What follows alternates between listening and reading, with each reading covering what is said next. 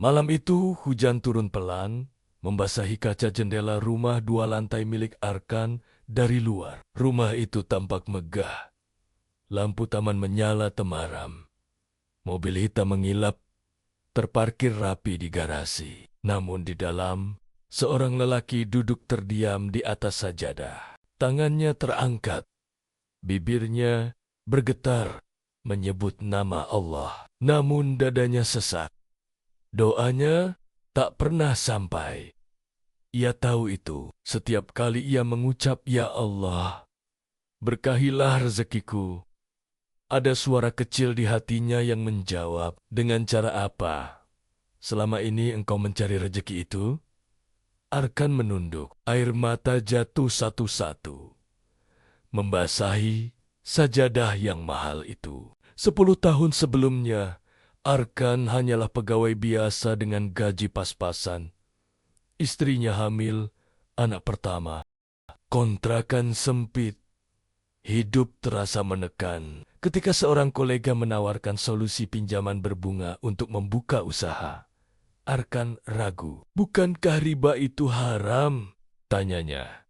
Temannya tertawa kecil. "Kamu terlalu lurus. Semua pengusaha besar juga mulai dari sini. Lagi pula niatmu baik untuk keluarga." Kalimat niat baik itulah yang menenangkan hatinya.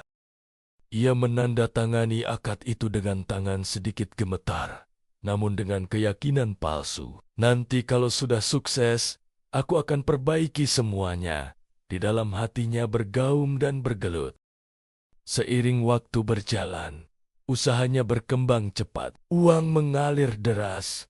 Dari satu pinjaman menjadi dua. Dari dua menjadi sistem. Riba bukan lagi sesuatu yang ia pikirkan. Bahkan menjadi bagian dari rutinitas yang tanpa disadari. Itu adalah hukuman kecil dari Allah. Perubahan semakin menjadi, keimanan semakin lemah. Arkan mulai mengenakan jam mahal, makan di restoran mewah, foto-foto liburan, memenuhi media sosial. Banyak yang iri, banyak yang memuji. Namun, setiap kali azan berkumandang, hatinya justru terasa berat. Salatnya cepat, doanya pendek, sujudnya terburu-buru. Dikala suatu sore, Arkan menghadiri pemakaman rekan bisnisnya yang meninggal mendadak. Di liang lahat, seorang ustaz tua berbicara dengan suara tenang namun tajam. "Ketahuilah, riba bukan sekadar dosa. Ia adalah pengumuman perang terhadap Allah dan Rasul-Nya." Seketika saja, langit mendung, angin berembus dingin. Arkan terpaku. Ustadz itu melanjutkan, "Banyak orang tidak sadar mereka hidup dalam perang dengan Allah, lalu heran mengapa hidupnya tidak pernah tenang." Malam itu Arkan tidak bisa tidur. Hati gelisah, pikiran kacau, merasa hidup terus terbebani. Hingga tak kuasa menahan beban pikirannya, Arkan pun muntah. Dan itu bukan karena sakit, tapi seakan-akan badannya menolak kenyataan dan beban yang dia tanggung ini.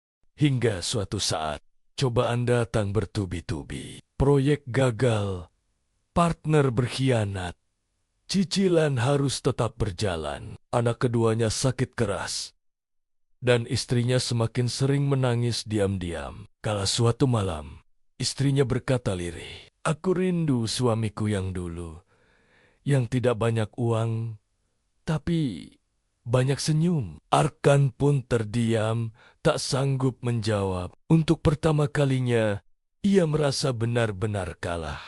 Dan dengan kebetulan, malam itu, listrik mati. Rumah besar itu gelap. Arkan menyalakan lilin kecil dan mengambil mushaf lama yang jarang disentuh.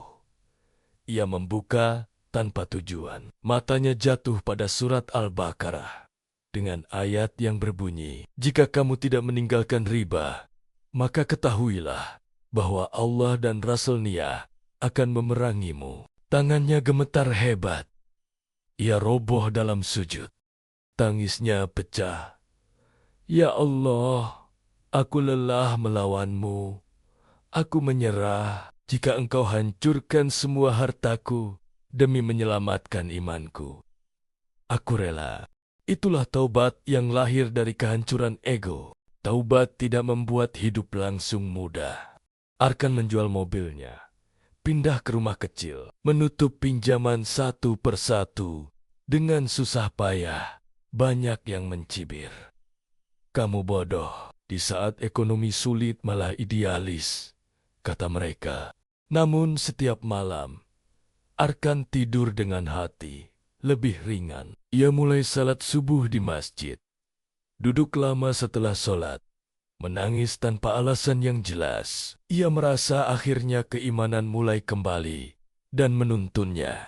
Tahun demi tahun berlalu. Usaha Arkan kini kecil, sederhana, namun halal. Tidak ada lonjakan besar, tapi stabil. Tidak ada kemewahan, tapi cukup. Anaknya yang sakit keras sembuh. Rumahnya hangat dan harmonis. Setiap ucap doanya terasa hidup. Suatu hari, ia berdiri di masjid setelah salat, memandangi jamaah yang keluar satu persatu. Ia tersenyum. Dalam hati ia berbisik, dulu aku punya segalanya kecuali Allah. Sekarang aku punya Allah, dan itu cukup. Untuk siapapun yang masih terjerat, jika kisah ini dibaca oleh seseorang yang masih bergelimang riba, ketahuilah, Allah tidak menunggu kita sempurna untuk kembali. Dia hanya menunggu kejujuran taubat. Riba menjanjikan kecepatan, tetapi taubat menghadiahkan ketenangan yang abadi. Dan barang siapa kembali kepada Allah, niscaya dia akan menerima taubatnya. Amin. Wassalam.